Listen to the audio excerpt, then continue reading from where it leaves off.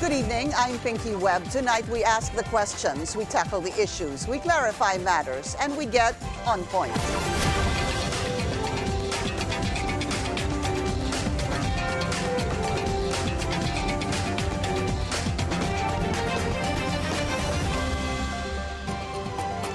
The Commission on Elections, or COMELEC, continues to resolve pending cases filed before the poll body in relation to the midterm polls. These include the cancellation of registration of the number 2 winner in the party list race and the annulment of certificate of candidacy of the earlier proclaimed winner in Manila's congressional race. All cases are still appealable. Let's get on point with COMELEC Chairman George Garcia. He joins us via Zoom. Chairman, good to see you again. Maraming salamat sa inyong oras. Magandang gabi po, Ma'am Pinky, sa mga kababayan natin. Magandang gabi rin po sa inyong lahat. Unahin na po natin yung topic or issue on Councilor Joey Uy, who actually won as congressman for the 6th District of Manila. The COMELEC's 2nd Division basically saying he is not a natural-born Filipino, no? Chairman, this is of course basically recognizing the petition filed by yung kalaban po ni Councilor Joey Uy na si Congressman Benny Abante. Tell us more about this and what could happen next, sir. Yes, Ma'am Pinky, tama po kayo. Ito ay desisyon ng division ng COMELEC. Unanimous po sila. Nakita po nila, nalaman nila base sa ebidensya na naipresenta na yung pong respondent ay hindi po natural-born Filipino citizen. Maaaring siya po ay Filipino citizen pero naturalized at hindi po natural-born. Ang pinagbasihan po nila ay yung tinatawag na derivative citizenship. Ano po ibig sabihin yan? Tiningnan po kung anong citizenship ng kanila pong mga magulang. At nalaman po na at the time na yung mga magulang nila ay naging Filipino citizen, sila po ay majority age na. And therefore, kinakailangan na i-adapt nila o yakapin nila ang Philippine citizenship. At meron pong formal na proseso patungkol dyan. Kapag po hindi po, sabi po ng division, kapag po hindi po nagkaroon ng proseso, then therefore hindi po naging natural born ang isang tao. At dahil dyan, sa ating pong saligang batas, Ma'am Pinky, nakalagay ang isa sa mga qualifications ng pagiging kongresista, number 1, dapat natural born Filipino citizen. Bagamat, Ma'am Pinky, ating pong kinaklarify, yan po ay decision pa lamang ng division ng COMELEC. At hindi pa po yan pinal, hindi pa po yan dapat at pwedeng maipatupad. And therefore, pwede pa po makapag-file ng motion for reconsideration ang naturang respondent. I was looking at the petition that was filed, Chairman, and I'm sure you can help me out here. Ang sinasabi ho dito kasi the respondent was born in 1962. This is important because apparently this covers any issue on his citizenship will be governed by applying provisions of the 1935 Constitution. Tama po yun, Chairman? Tama po, Ma'am Pinky. Dapat po lagi kapag inaalam natin kung ano ang citizenship ng isang tao, dapat po alamin muna natin kailan siya naipanganak. Doon po sa probisyon ng magkakaibang konstitusyon natin, 1935, 1973 at 1987 Constitution, magkakaiba po kasi ang nakalagay that who are the citizens of the Philippines. Halimbawa, sa 1935 Constitution, nakalagay doon those whose fathers or those whose mothers are citizens of the Philippines. So kung ang nanay mo ay hindi Filipino, kahit pa ang tatay mo ay Filipino, hindi ka rin po natural-born Filipino. Iba naman po ang sa 1973 Constitution, yung 1987 nakalagay doon, those whose fathers or mothers are citizens of the Philippines. So yun po, nagkaroon na ng kwalifikasyon, nanay na or kung hindi naman tatay. So yun po, ganyan po ka-importante na inaalam kung kailan pinapanganak. Yan po ang lesson sa atin ng Grace po versus the Commission on Election. Sapagkat inalam doon, kailan ipinanganak dahil yun ang magdedetermine ano ang citizenship ng isang tao. Again, pwedeng naturalized, katulad halimbawa ni Justin Brownie, pwede siyang tumakbo ng Pinky na local official, pero hindi siya pwede makatakbo as a national official. And that's the reason why he was able to run as councilor at nanalo po siya at hindi po ito na-question. Dahil kapag councilor po ay pwedeng naturalized. Kapag congressman na po, kailangan natural born.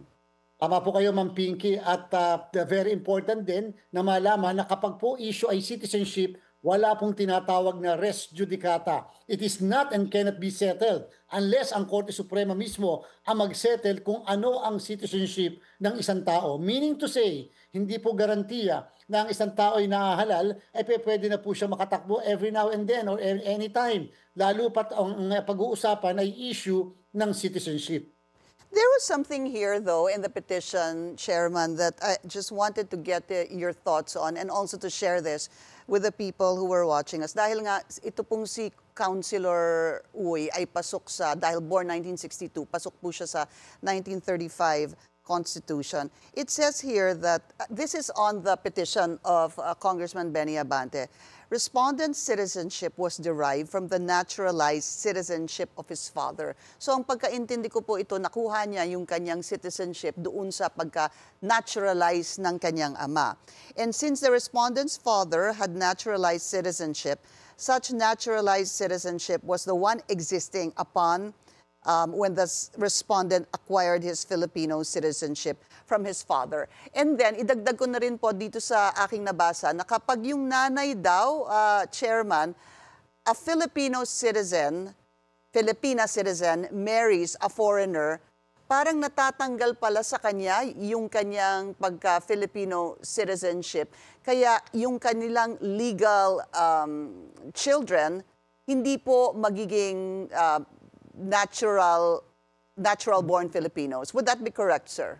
Yes po, at kasi nga po yung sinasabi ay nakabase daw po ito, Ma'am Pinky, doon sa issue ng tatay, hindi doon sa nanay. Hindi kinuha yung kanyang citizenship doon sa nanay dahil maaari may issue doon sa nanay. Alam niyo po, Ma'am Pinky, para naman po maunawaan din ng mga sumuporta sa ating pong respondent, ay hindi pa naman po pinal itong naging desisyon sa kanya, and therefore pagdating po namin dyan sa NBank ay yan po ay kasama sa aming pong pag-aaralan, Ma'am Pinky, kasama po sa aming titingnan kung talaga bang ang derivative citizenship ay kinuha sa tatay at hindi sa nanay, at bakit hindi sa nanay kinuha yung derivative citizenship. Sana maipaliwanag na maayos yan ng respondent upang makita na natin, baka naman pwede ma-reverse ang desisyon ng division. Kung hindi, ay i-affirm po namin ang desisyon ng division. But you would know what is prescribed in the 1935 Constitution. So I'm asking you, Chairman, tama ho ba yung aking pagkaintindi na kapag ang Filipina marries a foreigner, natatanggal po yung kanyang Filipino citizenship and acquires the foreign citizenship, and then thereby, lahat po ng kanilang mga anak ay none of them can become Filipino citizens. Would that be correct, sir? That will be correct under the 1935 Constitution, Ma'am Pinky. And therefore, unless there is a showing that the Filipina, dito naman sa sumunod na nating Constitution, ay decided to retain Philippine citizenship. Pero doon po, sa former Constitution natin, basta nag-marry ng foreigner, magiging foreigner na rin po ang ating po mga Filipina, and therefore that will have the consequence of likewise making the children as not Filipino citizen. What happens next, Chairman? Let's say, syempre siya po ang mayor, congressman-elect, hindi ho ba? He won more or less by about 1,400 votes, if I'm not mistaken, doon po sa incumbent na si Congressman Benny Abante. So now that the Second Division ruled on the petition of Congressman Benny Abante disqualifying ito nga pong si Councilor or Congressman-elect, tama ho ba, Uy, what happens now dahil patapos na po ang 19th Congress on June 30 at papasok na po ang 20th Congress on July 28, does the COMELEC need to decide on this at the soonest possible time, sir? Yeah, Ma'am Pinky, sa kasalukuyan, ang proclamation po niya ay will remain and is valid sapagkat ang desisyon nga po ng COMELEC Division ay hindi naman pwedeng maipatupad pa. Meron po silang 5 araw para mag-file ng motion for reconsideration, at once na nakapag-file ng motion for reconsideration, sa 5 araw na yan, the decision is not executory, is suspended, and therefore itataas po yan sa Commission NBank upang madesisyonan. Ayaw ko po munang i-preempt, Ma'am Pinky, sapagkat ngayon ay 19, bukas 20 na. 5 araw mula kahapon kung saan kapag nailabas ang desisyon, kayo na lang po ang mag-compute, tapos po iraraffle po yan sa isang miyembro ng division ng Commission NBank. Ma'am Pinky, pagdating po ng June 30, tama po kayo, alas 12:01, mawawala ng jurisdiction ng COMELEC sapagkat kapag daw po meron ng number 1, proclamation, number 2, oath kahit sa isang barangay chairman, kahit sa isang notary public, at number 3, assumption to office, which is June 30, 12:01. Nawawala ng jurisdiction ng COMELEC at ito po'y mapupunta sa House of Representatives Electoral Tribunal. HRET. So what you're saying, Chairman, is that there are two possible scenarios here. One is that the COMELEC rather, and bank makes a decision on this prior to June 30. June Yes, 30, tama po? yes, Or tama po yan. if you do not make that decision before June 30, automatic na po ito pupunta sa HRET. Mawawala, yes ma'am, automatically by virtue of the provision of law, the COMELEC loses jurisdiction. Or kung hindi naman nag-file ng motion for reconsideration, automatically the decision becomes immediately executory. Got it, sir. And then sabihin po natin, you decide on this, the COMELEC and bank rather. Is this appealable to the Supreme Court? Let's say it is disadvantageous or not in favor of the councilor, sir. Definitely, Ma'am Pinky, all the decisions of the COMELEC and bank can be questioned before the Supreme Court. Just the other day, meron kaming dinisqualify na kandidato ng Manila for councilor, yung SIA. Pagkatapos nagkaroon kami ng finality of the decision, na naging executory yung decision, hindi namin pinaproklama siya. Pumunta siya sa Korte Suprema, nakakuha siya ng restraining order. That's why yesterday, Ma'am Pinky, we issued an order ordering the City Board of Canvassers of Manila to immediately proclaim yung naturang kandidato because of the restraining order issued by the Supreme Court. Let's move on to the Duterte Youth Party list, sir. Just to get a better understanding on this, it's also the second division, the same as this po yung kanilang same division that decided on the case of Councilor Joey Uy, or the petition rather of Congressman Benny Abante. The second division is the same one who canceled the registration of Duterte party list rather. What exactly does it mean when the registration is canceled? Ano hong ibig sabihin nun? Sabi po ng COMELEC Division, voting 2-1, dalawa in favor, isa ay nag-dissent against. Sabi po nila ay void from the very start, void ab initio ang mismong accreditation. Ibig sabihin para pong ikinasal na walang legal age sa halip na 18, 17 anyos, and therefore kahit 30 taon nang nagsama, baliwala pa rin ang kanilang kasal. Ganyan po ang sinasabi ng COMELEC Division. At ang sabi po nila, katulad din po ito ng isang franchise na hindi daw po nagkakaroon ng conclusiveness. Anytime pwedeng questionin, anytime pwedeng i-review, anytime pwedeng tanggalin yung accreditation kung naalaman na at the time ng pagpapile ng pag-accredit ay may kulang pala at hindi pala nasunod na mandatory requirements ng mismong batas o ng patakaran ng Commission on Election. Again, hindi po unanimous, Ma'am Pinky, ang naging desisyon. Yes po, Ma'am Pinky. Ang nangyari po dyan, was it Dulay, no? Siya po ang dissenting. Yes po. Yes, and then the other two were for the cancellation of the registration. So yes, what happened was, yung pong dalawa doon sa Division of 3, yung dalawa po na for cancellation, siya po ang parang naging, tama ho ba yung word, ponente, and nag-decide on this again. Originally, ang ponente po ay yung Commissioner Bulay, pero nung umikot na po yung kanyang desisyon, nag-dissent po yung dalawa.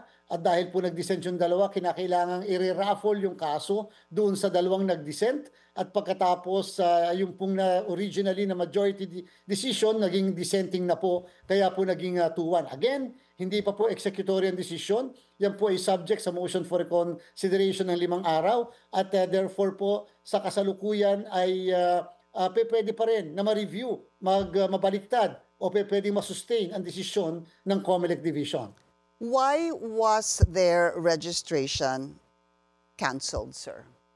Simply because according to the division, there was no publication mandatory requirement And number two, there was no hearing conducted. So doon daw po sa no publication, alam niyo po Ma'am Pinky, pagka magpapa-accredit ang isang political party or party list organization, ang kauna-unahan po kasing nire-require ay yung publication in 2 newspapers of general circulation. At in fact, during the hearing, yan po yung kauna-unahang tinatanong ng presiding officer o ng chairman kapag kami hearing para sa party list. At kapag po walang publication, wala pong jurisdiction ang Commission on Election. So sabi po ng COMELEC Division, hindi daw po nila nakitaan ng publication. Walang publication ng naturang party list and therefore hindi dapat siya na-accredit and therefore dapat hindi rin nakapag-participate sa mga nakaraang halalan. So ang ibig ho sabihin nun, Chairman, si Duterte party list ang dapat magkaroon ng publication of general circulation into,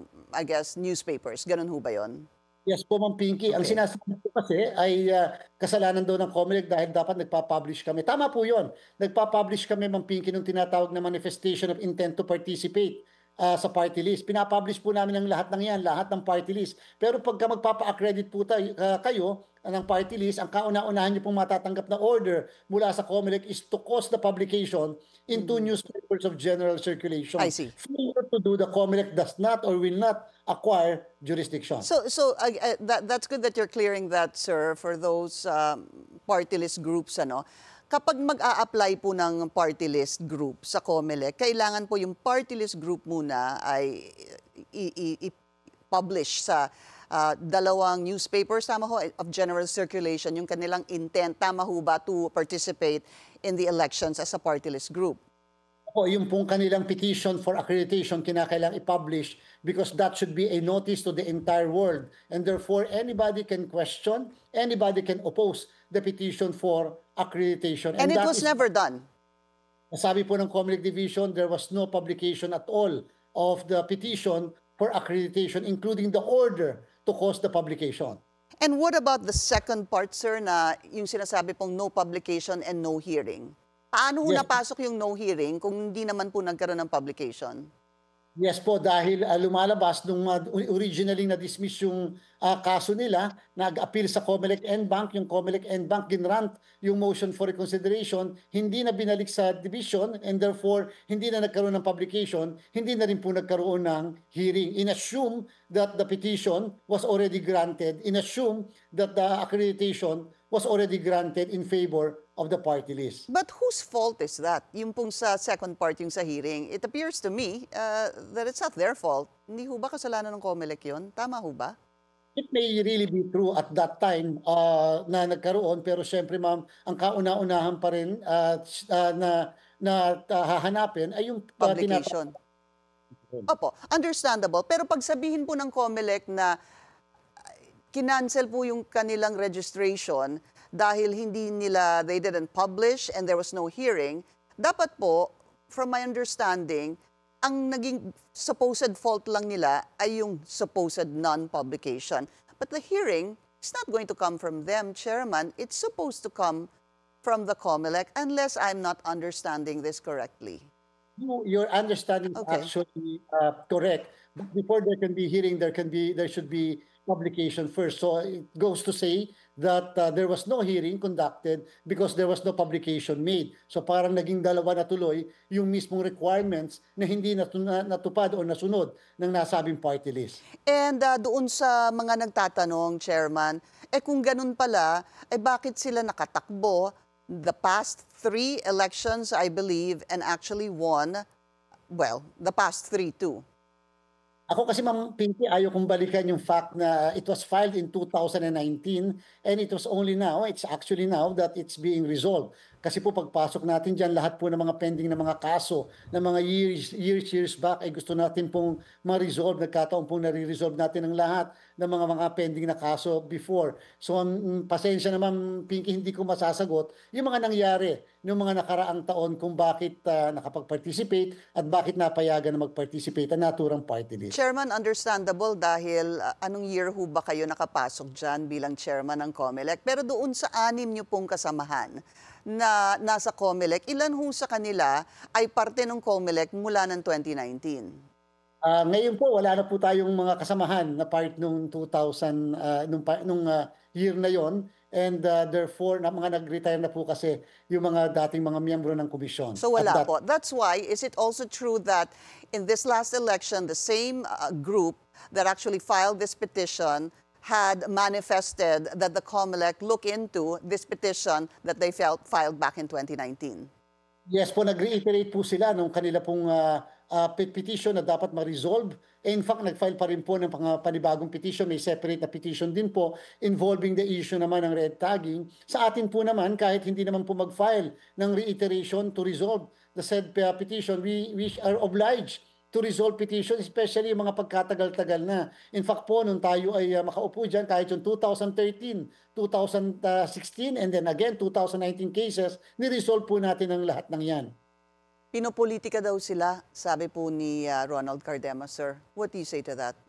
Ako po kasi ay no part ako dito, Ma'am Pinky. I will have to be very transparent because I served for a very, very short period of time in a professional capacity sa party list na yan. But alam niyo po, sana naman kapag nagre-resolve po yung mga katulad ng COMELEC, katulad ng mga korte natin, quasi-judicial body, whether favorable or unfavorable, wala po sana namang may akusasyon ng pamumulitika. Sapagkat pag hindi po namin na-resolve yan, Ma'am Pinky, lalo pat matatapos halimbawa ang termino ko, mukhang yun po yung pamumulitika, Ma'am Pinky. Pero pag ni-resolve po natin, whether it is favorable to anyone or not, then may proseso naman, Ma'am Pinky, after the decision of the COMELEC, they can always go to the Supreme Court. We'll be taking a very short break. We'll be back with COMELEC Chairman George Garcia. Stay tuned. This is On Point.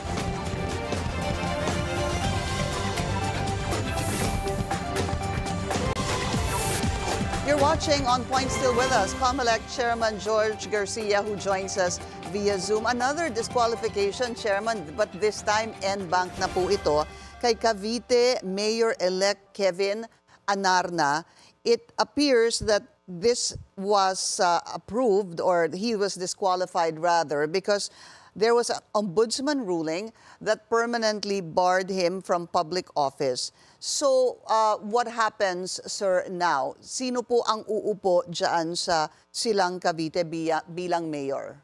Yung naging desisyon po ng COMELEC NBank, ang sinasabi po ay kinakailangan iproklama yung pong second placer o yung kandidato na may pinakamataas na boto na nakuha. Sapagkat technically lumalabas po at the time of the election as if wala pong tumakbo na nanalong yung nanalo na dinisqualify ng COMELEC. Kasi nga po lumabas ang desisyon ng Office of the Ombudsman na perpetually disqualified to hold public office ang naturang pong kandidato prior to the election, and as if wala po siyang nakuhang boto and lahat po ng boto ay stray. Well, in the meantime naman po, Ma'am Pinky, yun naman pong respondent ay pwede makapunta pa rin sa Korte Suprema, and therefore yung finality ng aming desisyon ay hindi naman po kaagad-agad dyan. May period bago maging final, bago maipatupad, bago po paupuin yung naturang second placer. And therefore, may pagkakataon naman po ang respondent na pumunta sa Korte Suprema upang kumuha ng restraining order o kaya questionin ang naging desisyon po ng COMELEC NBank. But can the respondent, can he appeal before the NBank?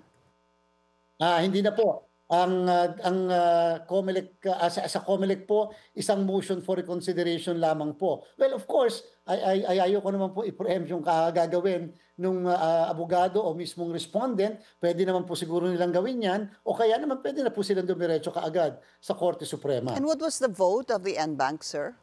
Unanimous po ang decision dito sa desisyon po dahil nga po sa pinatupad namin yung mismong desisyon ng opisina ng Ombudsman. There was a Facebook post coming from Anarna where he says that the decision is illegal because hindi daw dumaan sa due process because wala daw siyang natanggap ng mga summons.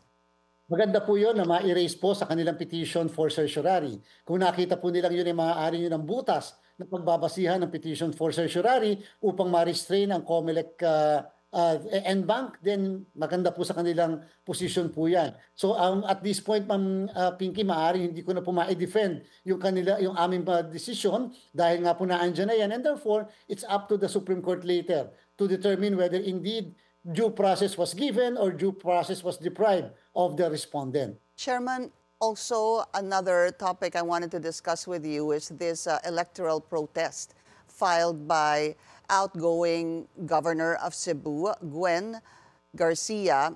she basically was saying that the results of the last elections did not really show or manifest the true will of the people in Cebu. How has the COMELEC responded to this?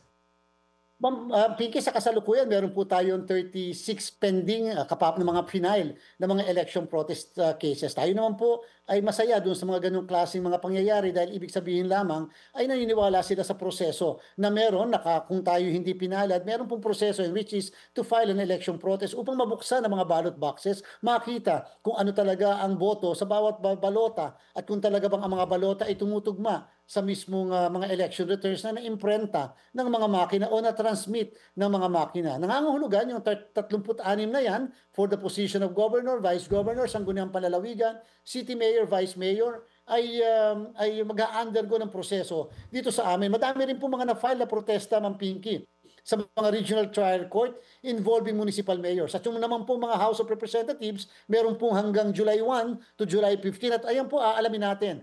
But at this point, would like to just announce and reiterate, as of nung Friday, 99.9972% yung accuracy po na nakita doon sa machine versus the manual count of the ballots. But what I wanted to find out is the status of this electoral protest by the outgoing Cebu governor. Yes po, yan po pinag-submit na nung tinatawag na answer, nag-issue na po ng summons upang alamin kung ano naman yung magiging kasagutan nung nanalo ang naproklama na kandidato na kalaban po ng naturang protestant. Ang gusto ho, if I recall correctly, sir, that Governor Gwen Garcia wanted to look into about, was it correct, sir, 4,000 clustered precincts? Yes, Ma'am Pinky, and therefore, lahat-lahat po ng mga ballot boxes ng mga clustered precincts na yan, kung sakaling mapagbibigyan ng kanyang protesta, ay dadalhin lahat dito sa Manila upang mabilang isa-isa ang mga balota dito sa 4,000 na clustered precincts na yan dyan po sa Cebu. And when do you think this will happen? Or will it even happen, sir? Yes po, lahat naman po natatapos yung mga protesta sa amin dito sa COMELEC.